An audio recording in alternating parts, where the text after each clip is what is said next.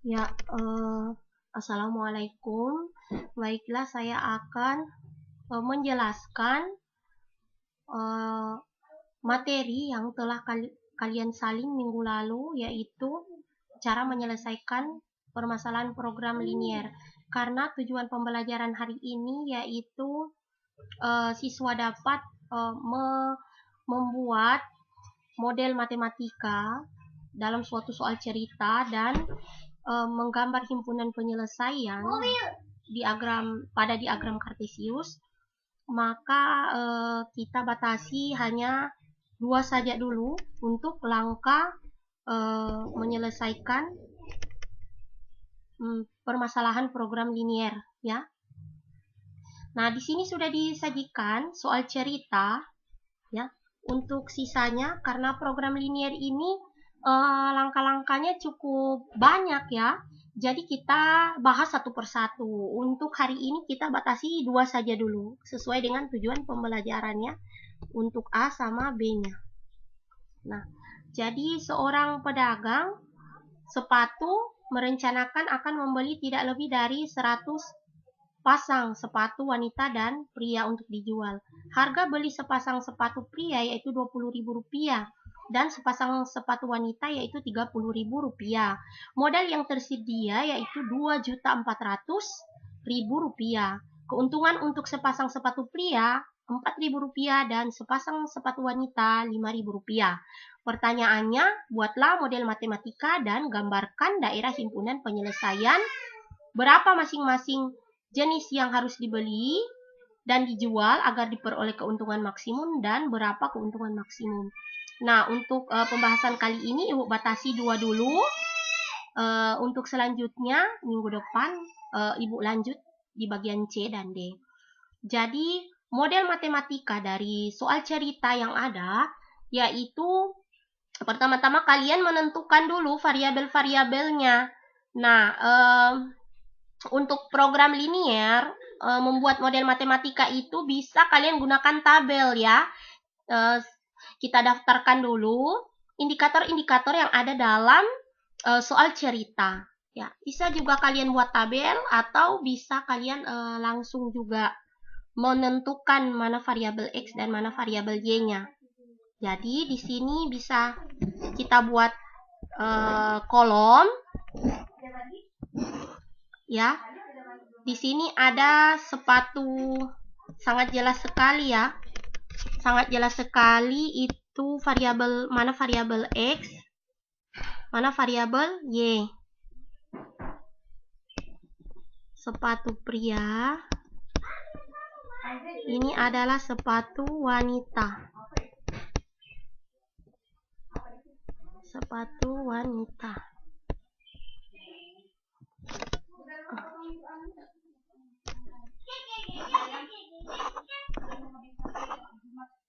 Nah, kemudian yang ada di sini adalah indikator. Jadi bisa kalian perhatikan, ya. Ya. Lihatlah di sini. Kita kembali ke soal cerita. Di sini sudah jelas sepatu pria dan sepatu wanita. Nah, sepatu pria itu adalah X, ya. Sepatu pria adalah X dan sepatu wanita adalah Y. Kemudian indikator-indikatornya bisa kalian daftarkan. Keterangan yang ada di soal cerita ini apa? Ya. Keterangannya apa? Yaitu pedagang membeli tidak lebih dari 100 pasang sepatu. Berarti jumlah, ya. Di sini ada jumlah. Ya, berarti di sini ada jumlah. Nah, di sini ada batas maksimal. Atau di bawah saja, ya, batas maksimalnya. Ya. Jadi di sini ada jumlah, ya. Berarti di sini ada pria dan wanita, berarti ini ada 1, ini ada 1. Ya. Dan tidak lebih dari 100. Tidak lebih dari 100 pasang. Ya. Di sini saja batas maksimalnya karena kita sudah terlanjur membuat kolom. Batas maksimal. Jadi pedagang itu membeli 100 pasang, tidak lebih. Kemudian kita lihat lagi yang kedua. Harga beli sepasang sepatu pria dan wanita. Ya, harga beli berarti dia harga ya. Ya, jadi harganya sepatu, harga sepatu ya. Harga sepatu untuk X, untuk prianya lihat di sini, untuk prianya ada 20.000 dan untuk wanitanya ada 30.000. Sedangkan modal si pedagang ini ada 2.400.000, berarti ini termaksud batas maksimal ya. Jadi untuk pria 20.000, untuk pria 20.000. Sini kita lihat, dan untuk wanita 30.000. Untuk wanita adalah 30.000. Dan modalnya si pedagang adalah 2.400.000. Nah, kemudian apalagi yang ada di soal cerita? Kita harus daftarkan semua. Keuntungan. Nah, keuntungan ini akan menjadi fungsi objektifnya ya. Lihat di sini. Langkah pertama kita menentukan model beserta fungsi objektif. Nah, keuntungan bisa kalian daftarkan di sini. Keuntungan.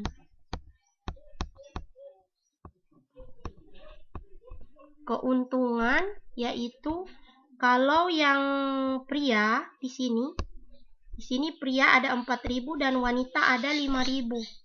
Jadi di sini bisa kalian daftarkan untuk pria 4.000 dan wanita yaitu 5.000. Nah, kemudian kalau sudah jadi seperti ini bisa kalian buat ke dalam model matematika ya. Nah, model matematika yaitu suatu pertidaksamaan yang mengandung variabel-variabel di dalamnya. Di mana variabel itu adalah suatu tetapan yang membantu kita untuk menyelesaikan masalah matematika. Nah, di sini ada jumlah, berarti ini ada 1, ini ada 1, dan batas maksimalnya 100. Maka model yang diperoleh yaitu ini. Model itu yang pertama ada kendala atau syarat, yaitu X ditambah Y kurang dari atau X ditambah Y kurang dari atau sama dengan 100. Jadi bisa kita tulis di sini. Model yang pertama untuk jumlah yaitu X ditambah Y kurang dari atau sama dengan 100. Kemudian model yang kedua mengenai harga. Mengenai harga di sini, lihat di sini ada 20.000 X ya. Jadi lihat. Ya, ada 20.000 X ini untuk sepatu pria dan tambah 30.000 Y ya. 20.000 X ditambah 30.000 Y ya, kurang dari atau sama dengan 2.400.000 ya. Oke ya.